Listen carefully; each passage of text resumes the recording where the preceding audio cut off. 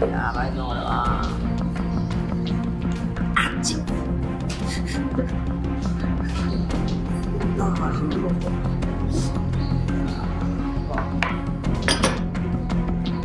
バス停に行った時はもうそういうモード入っちゃうんじゃないですかね。その時はやっぱり人間変わりますよね。Naoya Inoue, widely known in boxing as the Monster, has built one of the most dominant modern careers in the sport, while also achieving significant financial success and global recognition. His journey is not just about undefeated records and world titles, but also about discipline shaped from childhood, a strong family boxing culture, rising commercial value, and a lifestyle that reflects both elite athletic focus and growing luxury. Today, Inoue is estimated to have a net worth of around $7 million to $10 million, depending on different reports, with earnings driven by fight per... おだしで、おだし。いただきますね。どうぞ。いただきます。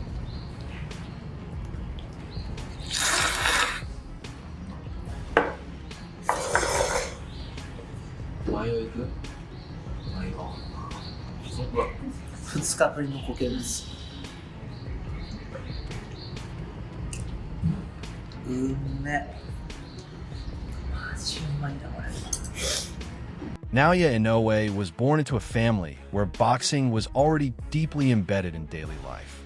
His father, Shingo Inoue, was a former amateur boxer who played a central role in shaping Naoya's discipline, mentality, and technical foundation. From a very young age, Shingo did not treat boxing as a casual sport for his sons. It was a structured lifestyle. Training reportedly began when Naoya was around 5 years old with strict routines. そうですね。やっぱりどの試合もそうですけど、集中力ですよね。やっぱり集中してると、その場その場の瞬間判断がやっぱりいち早くやっぱりできると思うんですよ。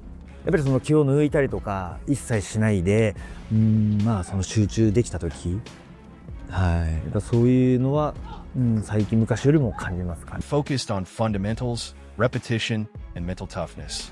This environment also shaped his younger brother, Takuma Inoue, who would go on to become a professional boxer himself. The two brothers grew up training together, constantly pushing each other in sparring sessions and conditioning work. Their household was built around sacrifice and routine rather than comfort or leisure, instead of a typical childhood. Alright fellas, we all know Inoue, two-time undisputed champ, known for his skill and knockouts. Monster is just a fan favorite. However, did you know that Inoue has a younger brother who's a boxer and is a world champion? His name's Takuma Inoue, although more out of the spotlight and more known just within the Japanese boxing scene. Takuma is alike to his brother, being a skilled, brutal boxer. Takuma started at a very, very young age. After seeing his older brother compete in amateur competitions, it spurred him on to take up the sport. He won several high school champions and impressed on the amateur stage. When he was only borderline 18, he made his pro debut in 2013. When it comes to most boxers, we just normally look past their debuts. Usually they're versing some slouch who's really just put there to lose. But Takuma, he versed a future WBO minimum weight world champion. This foundation is widely considered one of the key reasons for Inoue's elite level consistency today. His style, precise, explosive, and highly disciplined, reflects years of structured coaching from his father, combined with natural athletic ability. He knocked out a debutant in Charlam Kutala. In only his fourth fight, he outclassed a world-ranked and world title contender in Nesta Daniel Navarez. Nesta had a 20-2 record at the time and was highly touted for world title success, but in a way, he got the upset win. In 2015, he won the Ring Magazine Prospect of the Year, which is a pretty prestigious award. In the previous years before that, winners included Anthony Joshua, Vasily Lomachenko, with previous winners before that including Mike Tyson and Keith Thurman. Following these wins and a solid run of form, he challenged a number of solid boxers for the Asia Pacific titles. The OPBF titles to be specific. He challenged Frolian Saluda in his 8th fight for the WBO Asia Pacific title, where he was knocked down in the first round. However, Inoue managed to get his revenge and knocked Saluda down in the 8th and the 9th, win the fight easily by unanimous decision, against at the time a 23-1 fighter. Following the incredibly strong start to his career, Naoya Inoue turned professional in 2012 and quickly established himself as a generational talent. Unlike most fighters who take years to climb rankings, Inoue captured a world title within just 2 years of his professional debut. His speed of progression immediately set him apart in the boxing world. One of his most defining early career moments came in 2018 when he defeated Jamie McDonnell in a highly dominant performance. Inoue won the WBA bantamweight title in just 112 seconds, a knockout that reinforced his reputation as one of the most dangerous punchers in the sport.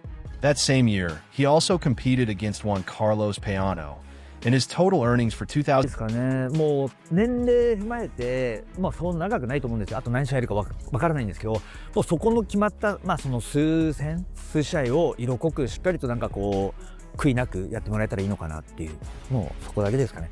それをやれば必ず結果ついてくると思ってるんで。はい。ちょっとフェザー級になるとこの、体重もまだそこまで足りてるわけじゃないし、フィジカル的にもまだ問題な面があるので、不安と楽しみと、だからそういう気持ちがあるから本当にこう追求していけるというか、そういう気持ちが生まれるんで、そういったところにも挑戦していきたいなと。挑戦しなくなったらね、終わりだと思うんで。As his dominance increased, so did his value. Moving through weight divisions and unifying titles allowed him to become one of the most marketable fighters in Asia and increasingly in global boxing markets. Inoue's financial growth has been steady and closely tied to his success in the ring. Earlier in his career, around the time he unified bantamweight titles in 2022, his net worth was estimated closer to $2 million. However, as his international profile expanded, are you sure you want to take that fight against someone like that? He's a monster, he's a banger.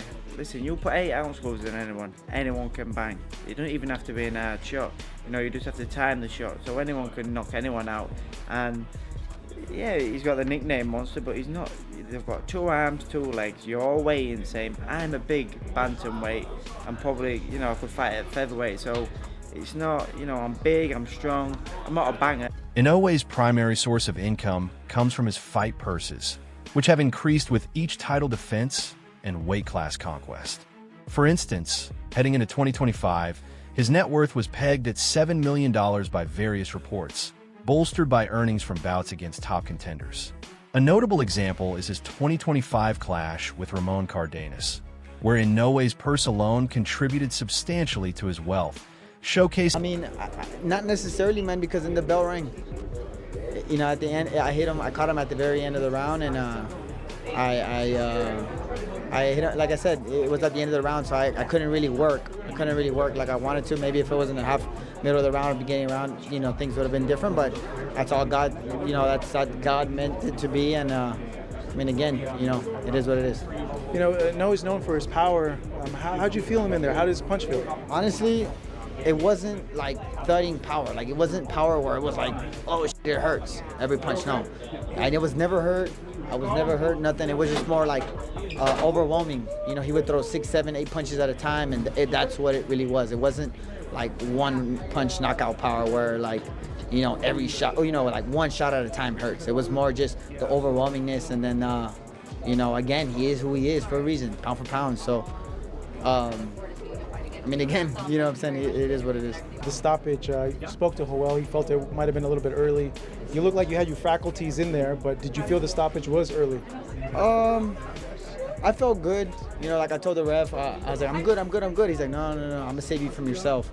And I think the refs, obviously the refs for a reason, they go and they been around boxing for a long time. So, I'm never gonna say that the ref was wrong or anything like that.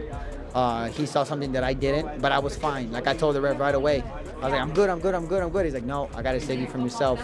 And I knew that's what it was gonna be. You know what I mean? I told my trainer, I told my team, I said, hey, I'm gonna go out on my shield, man. And it's funny because if you go on my Instagram, my favorite movie is The Gladiator, and there's a quote in the movie that I love. It's called, I knew a man who once said, death smiles at us all a man can do is smile back. And that's something that I live my life on, and I try to base my career on, knowing that I'm gonna go out on my shield no matter what. I'm sure you've seen Gladiator. In 2019, Inoue's fight against Emmanuel Rodriguez reportedly earned him around $350,000, reflecting his early-stage global pay scale.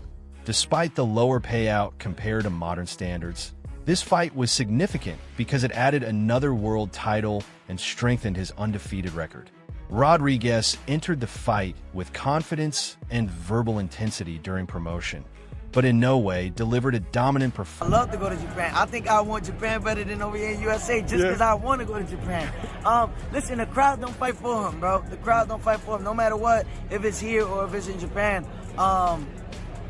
You know, it's still going to be the same outcome. Either he win or I win. So it really don't matter. We inside the ring, nobody fight for him. So it don't matter where it's. By 2023, Inoue's financial status had changed dramatically.